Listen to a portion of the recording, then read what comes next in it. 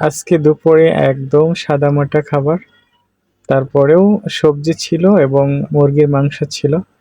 সবজিটা খুবই সাদামাটাভাবে রান্না করা, খুবই সাধারণ। খেতে দারুণ, খুব সুস্বাদু।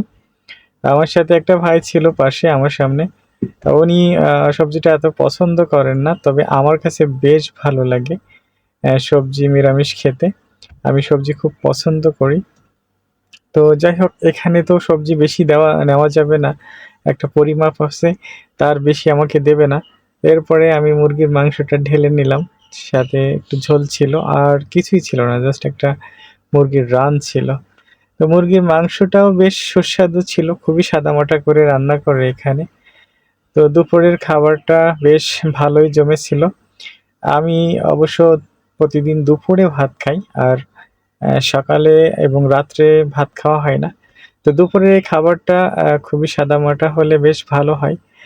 তো সবাই ভালো থাকেন। দেখা হবে আবার কোনো